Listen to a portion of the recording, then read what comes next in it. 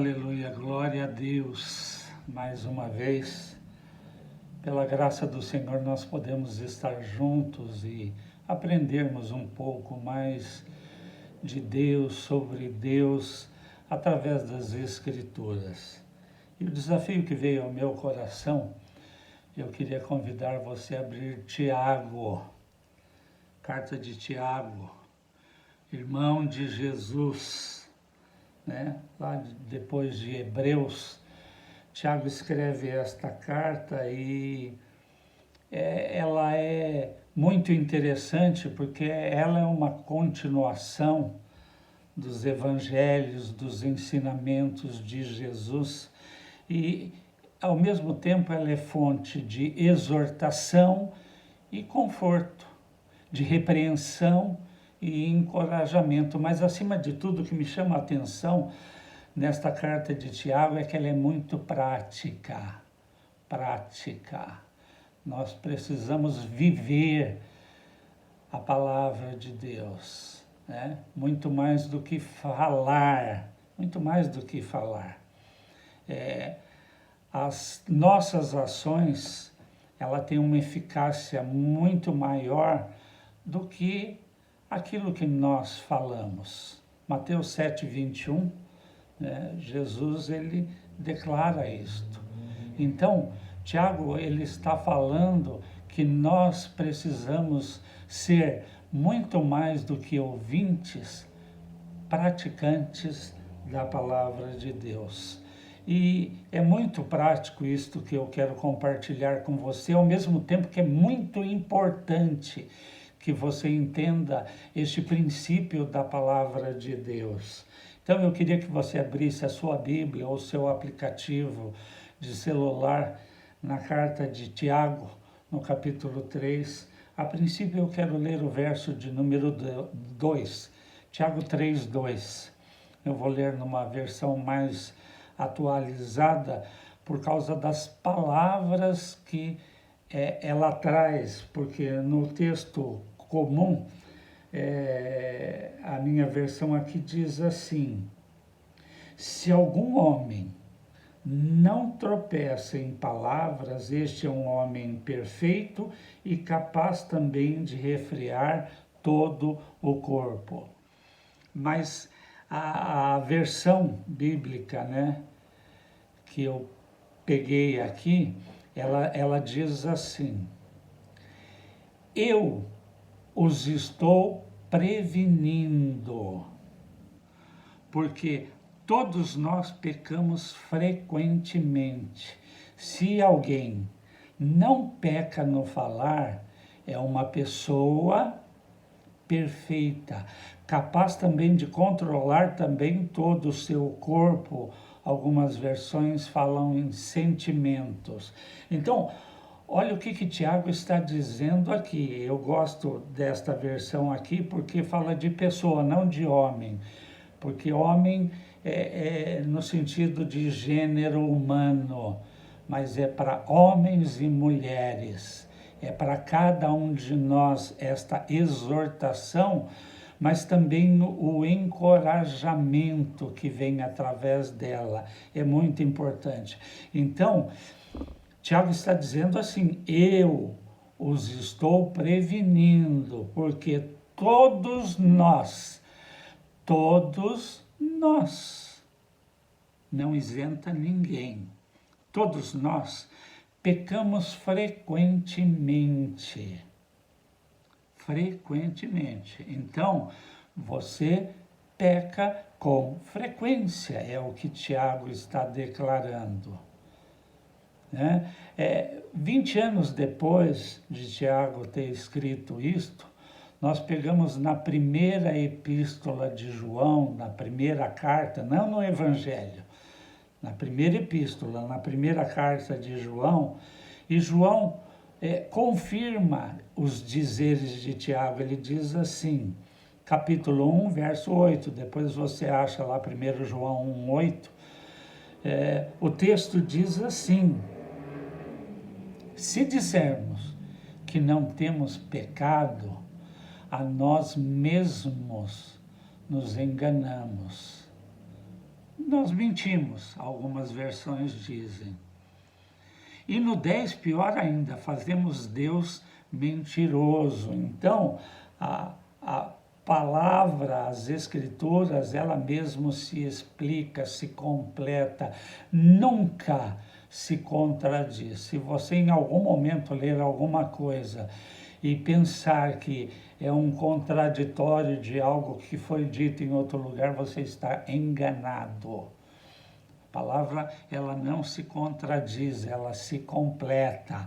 Então, Tiago está dizendo assim, olha, nós pecamos frequentemente. E se nós não pecarmos com a nossa boca, com a nossa língua, nós nos tornamos alguém, ou já alcançamos maturidade, perfeição, né?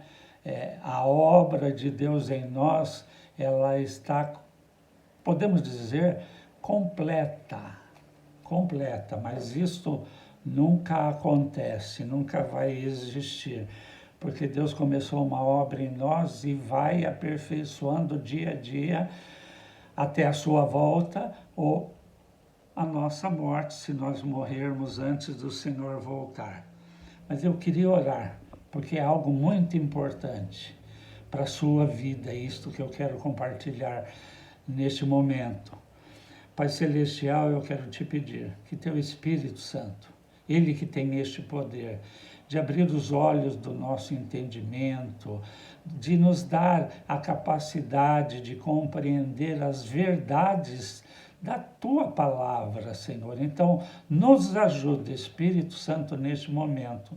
Nos dá entendimento, abre a nossa mente, abre o nosso coração, como o próprio Senhor declara também, que o nosso coração possa ser uma boa terra. E ao receber a tua palavra, que é a boa semente, esta semente venha frutificar na nossa vida e através de nós. Eu oro em nome de Jesus. Amém. Diga amém. Assim seja.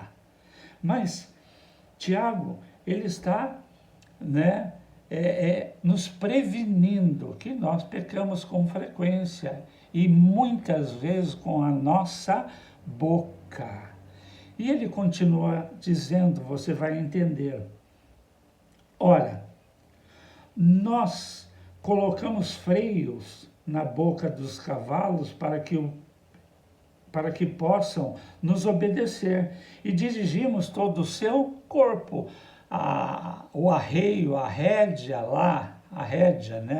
do cavalo, você dirige e leva o cavalo para onde você quer. E ele continua dizendo, vede também os navios que, embora sendo tão grandes e levados por impetuosos ventos hoje, motores, são dirigidos com um leme bem pequeno por aquele que o governa. Então ele está falando, se você parar para pensar, e eu creio que você já viu um navio, ou ao vivo, ou em foto, ou pela internet, você vê a proporção do tamanho de um navio e proporcional ao tamanho do seu leme. É muito pequenininho um leme, mas aquele leme dirige e leva aquele navio para onde aquele que controla o leme quer. Então, é uma ilustração com relação à nossa língua. E ele continua dizendo, assim também, Tiago, a língua é um pequeno membro e gloria-se de grandes coisas. Vede quão um grande bosque um pequeno fogo incendeia. Vai entendendo o poder da nossa língua. A língua é um fogo, um mundo de iniquidade. Assim, a língua está entre os nossos membros, que contamina todo o corpo e inflama o curso da natureza e é inflamado pelo fogo do inferno. Porque todos os tipos de animais, e de aves, e de serpente, e de coisas do mar é domado, e domado pela humanidade, mas a língua nenhuma pessoa tem o poder de domar. É um mal indisciplinado, cheio de veneno, mortal. Com ela bendizemos a Deus e Pai, e com ela amaldiçoamos os homens que foram feitos à semelhança de Deus. Da mesma boca procede bênção e maldição. Meus irmãos, não convém que estas coisas sejam assim. Não convém que estas coisas sejam assim. Então, Tiago está falando, a língua é um órgão tão pequeno e ela tem o poder de contaminar todo o nosso corpo. Todo o nosso corpo. E pior, contaminar as pessoas à nossa volta. Provérbios, capítulo 18, verso 21. Declara assim: vida e morte estão no poder da língua. Vida e morte estão no poder da língua. E quem bem a utiliza, come do seu fruto. E quem a bem utiliza, come do seu fruto. Utilizando bem ou mal, nós vamos comer deste fruto. Então, o tamanho da língua é desproporcional à influência que ela exerce. Ela tem o poder de contaminar todo o nosso corpo. Nós vamos nos alimentar daquilo que nós declaramos. Então, eu quero que você entenda.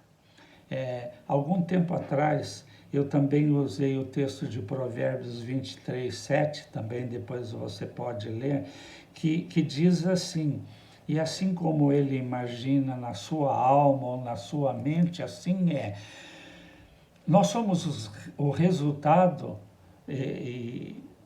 desses dois princípios. Aquilo que nós pensamos e aquilo que nós verbalizamos tem poder sobre nós. Você vai entender. Alguns anos atrás, eu creio que há uns 5, 6 anos atrás, eu estava estudando, lendo um livro de neurocibernética. E o autor deste livro, eu não lembro o nome dele agora, mas ele foi professor também de hebraico por alguns anos. E ele estava orientando através daquele livro, mostrando a importância de nós conhecermos as escrituras no original. Não que você precise aprender o hebraico e ler a Bíblia em hebraico, mas com as traduções entender o real significado daquilo que você está lendo no original bíblico. Então eu tenho orientado, todo o meu pessoal quando você for ler a Bíblia, é importante que você compre uma Bíblia que tenha anotações. Existem aplicativos para celular, por exemplo, da Bíblia com concordância Strong. O que é isto? Cada texto, cada versículo, ele sempre traz uma explicação e vai te mostrar o que a palavra no original, ou no grego, ou no hebraico. Então, é muito importante. E quando este autor, ele fala de Gênesis 1:1, para exemplificar isto.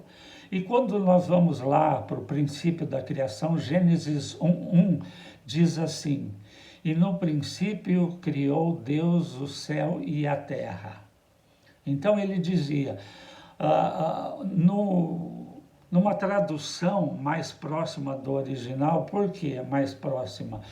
Porque muitas vezes a língua portuguesa ela não tem uma palavra que seja 100% satisfatória para traduzir o que o original queria dizer. Por exemplo, no português nós temos a palavra amor, que define todos os tipos de amor que existe. Agora, por exemplo, no grego, amor tem algumas variações. Entre elas, as três principais, que para definir os diversos tipos de amor. Por exemplo, o amor de Deus, no grego, a palavra amor é ágape. Então, o amor ágape é o amor de Deus, né? É o amor que não muda, é o amor que abre mão, que se sacrifica, é o amor doador. Então, ágape.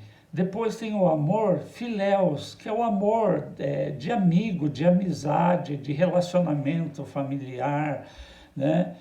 Então, quando é nesse nível de amor, filéus é a palavra. E o eros, que é o amor erótico, que é ligado à atração física, né? De um homem por uma mulher, de uma mulher por um homem, né? Eu tenho certeza que quando você conheceu a sua gatinha, né? Eu chamo a minha esposa de minha gata, né? Desde o princípio do nosso namoro. Então, eu tenho certeza que muitas vezes o que te atraiu primeiro foi a aparência, né? Foi a beleza. Então, tudo isso está ligado, né, a um amor atrativo, erótico, que atrai, você foi atraído e depois este amor vai se tornando o amor realmente relacional e até mesmo, em muitos momentos, chegando perto do ágape de Deus. Quando você abre mão, quando você renuncia, quando você compartilha, quando você se nega para o bem do próprio relacionamento conjugal e assim por diante. Então, daí a importância de nós conhecermos a palavra no original, o seu real significado. Então, lá em Gênesis 1:1, quando diz no princípio, que na realidade seria em princípio, quer dizer, no começo da criação, diz assim: em princípio criou Deus o céu e a terra. E este termo, em princípio, no original hebraico, a palavra é bereshit, que vem do radical, que tem como radical rosh, que significa literalmente na cabeça. Então, a tradução mais próxima do original, nós poderíamos dizer que seria assim: na cabeça criou Deus os céus e a terra. Quer dizer, o que significa isso? Que antes de trazer à existência tudo que existe, Deus primeiro imaginou, ele mentalizou como é que seria. Então, na cabeça, na mente, Deus imaginou como é que seria. E então ele verbalizou. Aí as escrituras dizem, e disse Deus: haja isso, haja aquilo. Então, nós vemos aqui estes dois princípios na criação. O princípio, o poder criacional da mente de Deus e o poder criacional da sua palavra. Só que, ao criar o homem, logo na sequência, no final do 6º dia, o texto diz que Deus criou o homem à sua imagem e à sua semelhança. Isto fala de semelhança moral, não física. Por quê? Porque Deus é espírito. Mas principalmente relacionado com a questão moral, com a questão de caráter. Então, nós entendemos através das Escrituras que o Deus criou o homem com uma certa capacidade criacional, não como a de Deus, mas com uma certa capacidade de criar. Então, os nossos pensamentos e as nossas palavras têm poder para criar, para atrair, para trazer à existência. Nós precisamos entender isto. E é justamente por isto que Salomão nos ensina em Provérbios 18, 21, que a vida e a morte estão no poder da nossa língua. Da nossa língua. Por quê? Porque muitas vezes a nossa língua é comprida demais. Nós temos poder com as nossas palavras de construir ou de destruir, de edificar ou de quebrar, de dar vida ou de matar. Nós precisamos entender esta realidade espiritual, mas muito prática, muito prática. Então, nós precisamos entender isto. E isto é tão poderoso que Paulo, que escreveu a maior parte do Novo Testamento, quando ele escreve a carta aos Efésios, no capítulo 4, verso 29, ele declara: não saia da vossa boca nenhuma palavra torpe, podre, mas antes, aqui edifica, e que ministre graça a quem está ouvindo. Então nós podemos edificar ou destruir, nós podemos trazer vida, mas podemos trazer morte com aquilo que nós falamos. E o que eu quero destacar aqui, mas destacar mesmo, nós machucamos as pessoas à nossa volta com aquilo que nós falamos. Primeiro, nós somos afetados, porque ele diz, Salomão em Provérbios fala, que aquele que bem utiliza a sua boca, a sua língua, vai comer do seu fruto. Primeiro, nós, mas as pessoas à nossa volta também vão sofrer as consequências de tudo aquilo que nós falamos. Então eu vou repetir, eu tenho vez ou outra repetido isto, porque é um princípio de Deus e nós precisamos entender isto. Você é hoje o resultado de tudo aquilo que você pensou e verbalizou e falou. Nós somos o resultado de tudo que nós pensamos, imaginamos, mentalizamos e de tudo aquilo que nós falamos, que nós declaramos, que nós verbalizamos. Por isso que Paulo está falando, não saia da vossa boca nenhuma palavra torpe. Não permita que da sua boca saia murmuração, queixa, lamentação, reclamação. Isto nós sabemos fazer muito bem. Muito bem.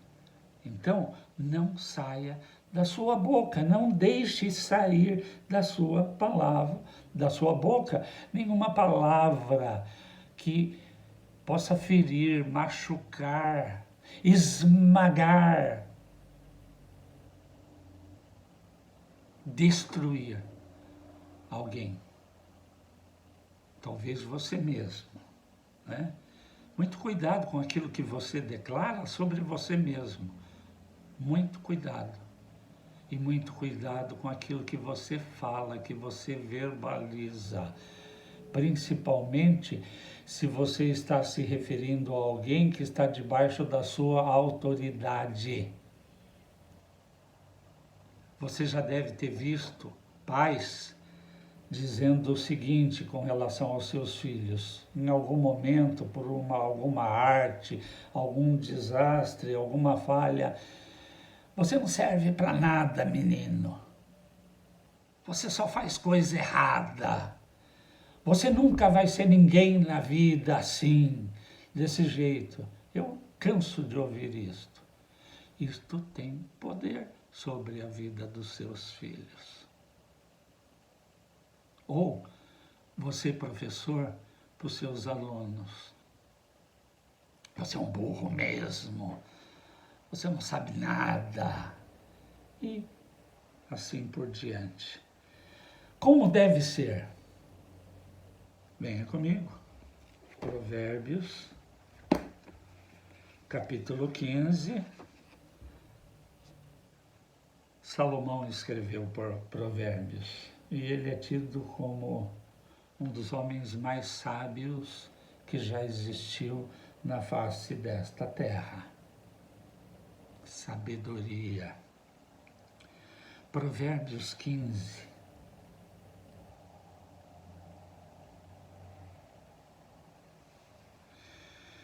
Versículo de número 4. A língua saudável, algumas versões traz serena, no original, marpe, e também rafa, tem um sentido de saudável, essa tradução é legal. Então a língua saudável é árvore de vida. Vida e morte estão no poder da língua. Então, você pode abençoar, como o texto diz, mas amaldiçoar, maldizer. Você pode animar, estimular, mas você pode trazer desânimo, né? Porque na sequência ele diz lá, aqui, né? Ele diz: a língua saudável é a árvore de vida, mas a língua perversa esmaga o espírito. Esmaga, destrói. Então, boas palavras trazem vida. Palavras ruins matam. Matam. Entenda, as nossas palavras e o nosso pensamento também, mas principalmente hoje, neste caso, as nossas palavras são sementes que muitas vezes nós semeamos na vida das pessoas, na nossa própria e nas pessoas à nossa volta. Cônjuge, filhos, né? Parentes, amigos, irmãos, enfim. E aí, a pergunta é, o que você tem declarado com a sua boca? Boca. Há um ditado, né, é anônimo, ninguém sabe o autor, que diz assim: há 3 coisas nesta vida que não voltam atrás. 3 coisas, podem haver outras, mas 3 coisas que na nossa vida não voltam atrás: a flecha lançada, a palavra dita e a oportunidade perdida. E sabe, muitas vezes nós perdemos a oportunidade de ficar com a nossa boca fechada. Por quê? Porque só abrimos para reclamar, para murmurar, para maldizer, para se queixar, para falar mal.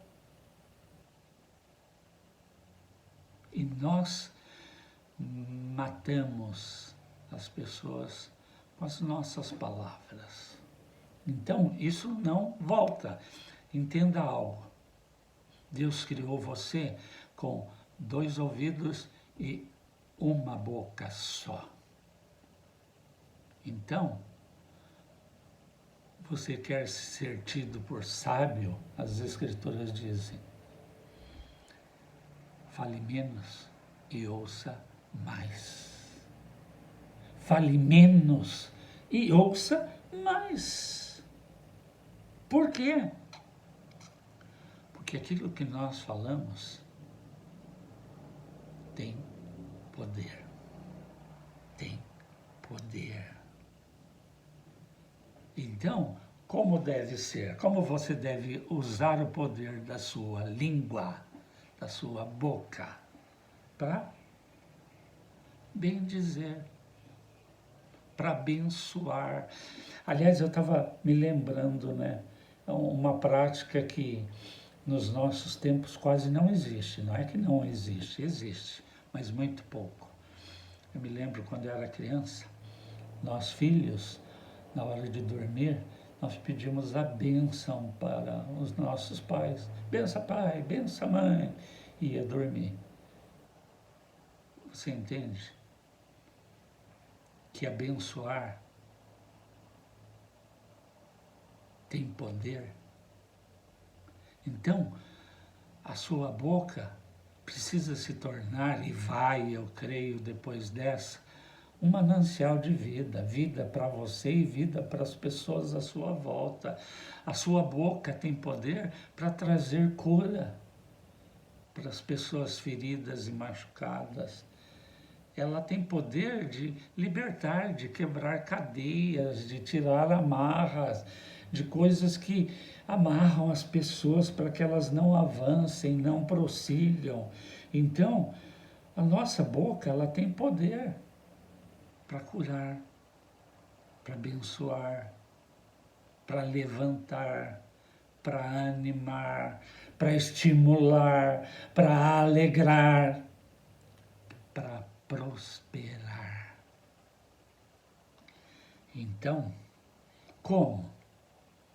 Por nós mesmos é impossível, mas com a ajuda do Espírito Santo, né, o nosso ajudador, aquele que o Senhor enviou para nos ajudar.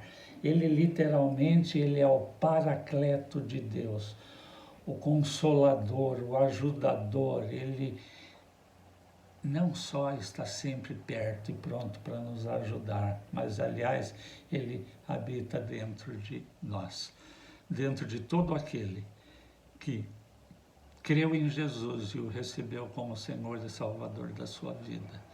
Todo aquele que nasceu de novo.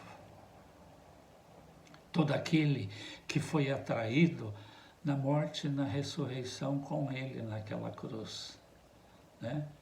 Porque, na realidade, a morte do Senhor foi uma morte expiatória. Jesus literalmente veio para morrer no nosso lugar, para pagar um preço pelos nossos pecados. Por quê? As Escrituras dizem: o salário do pecado é a morte. Morte eterna. O significado desta palavra, morte, é a separação. Nós estávamos condenados a viver eternamente separados de Deus por causa dos nossos pecados. E Ele veio, né, morreu, derramou o seu sangue naquela cruz para pagar um preço e satisfazer a justiça de Deus. Porque nós estávamos condenados a viver eternamente sem Deus. Mas, pelo sangue de Jesus derramado naquela cruz, ele nos concedeu perdão, salvação, reconciliação, justificação. Por que perdão?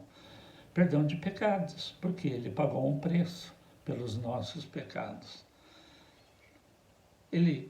Por que justificados? Porque ele nos fez justos diante de Deus. Ele, não a nossa justiça, a justiça dele.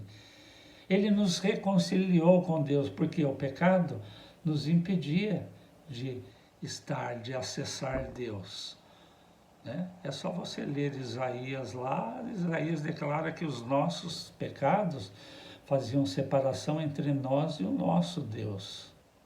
Então ele estava impedido de nos ouvir e de nos atender. Então, nós fomos perdoados, justificados, reconciliados. Não podemos estar diante de Deus e declarar Abba Pai, né? Tudo isto ele realizou naquela cruz, né? E ele nos garante o Espírito Santo. E quando você vê Paulo, novamente, escrevendo à igreja aos Gálatas, outra igreja lá da Galácia, no capítulo 5, verso 22, ele diz assim: mas o fruto do Espírito, né? O que significa isso? O governo do Espírito na nossa vida, daqueles que foram alcançados pela graça de Deus, né? Os resultados são amor. alegria, paz, paciência, amabilidade, bondade, fidelidade, modéstia, né? E domínio próprio. Pelo Espírito, nós conseguimos este domínio. Quando o Espírito governa a nossa vida, nos conduz pelos caminhos de Deus, porque por nós mesmos é impossível, né? É possível ter domínio próprio. É possível, sim, controlar a nossa língua, a nossa boca.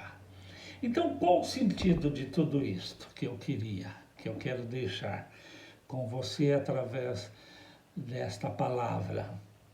É que, se o texto diz que nós vamos comer do fruto daquilo que nós falamos, da nossa boca, da nossa língua, vamos fazer da nossa boca um manancial de vida e não de morte, de edificação, não de destruição. Então, da nossa boca não saiam mais palavras torpes, como Paulo diz, ruins, feias, podres, que é o sentido de torpe, mas somente aquela boa, que vai edificar, que vai animar, estimular, fortalecer. Me entendem? Vocês entendem agora o poder que está na nossa língua, na nossa boca? Então, eu quero convidar você a orar junto comigo, porque é algo muito sério. Muito sério. Você pode construir ou destruir, edificar ou arrebentar, animar ou desanimar, bendizer ou amaldiçoar. Muito cuidado, que o Espírito Santo, que é aquele que nos ajuda, que ele possa governar a sua vida, que ele possa governar a sua boca, a sua língua, que ele coloque freio para quando você for declarar algo ruim, algo que vai trazer dano para você ou para alguém próximo de você, algo que vai ferir, machucar alguém, você puxa o freio, que ele puxe o freio, que da sua boca só saiam boas palavras, que edifiquem, que fortaleçam, que animem, que estimulem. Amém, queridos? Esse é o recado. Aliás, Deus não manda recado para ninguém, né? Está aqui já. É só você ler. Está tudo escrito ali. O manual do construtor, como eu costumo dizer. Toda a orientação que você precisa para qualquer área da sua vida, em qualquer tempo, você vai achar ali. Então, coma este alimento, a palavra viva de Deus. Se alimente desta palavra diariamente. E você vai viver uma vida cada vez melhor. Paizinho querido, mais uma vez eu quero orar, pedindo mais uma vez que teu Espírito Santo, teu enviado, essa bênção, esse presente que veio do céu, que está conosco, que habita em nós, que ele venha governar toda a nossa vida, mas principalmente a nossa língua, a nossa boca. Espírito Santo nos ajuda a controlar, a pôr freio, a nós realmente avaliarmos cada palavra, medirmos cada palavra antes que ela saia da nossa boca. Porque depois que ela saiu, por mais que nós possamos pedir perdão, nos arrependendo daquilo que nós falamos, essas palavras não voltam atrás. Não voltam atrás. Melhor ficar de boca fechada, então. Então, nos ajude para que a nossa boca se torne um manancial de vida, uma língua serena, saudável, em nome de Jesus. Amém. Amém, querido? Deus abençoe a sua vida. Uma semana de vitórias, de conquistas, de avanços em Cristo Jesus. Ele fez de você alguém mais do que vencedor em toda e qualquer circunstância. Amém e amém.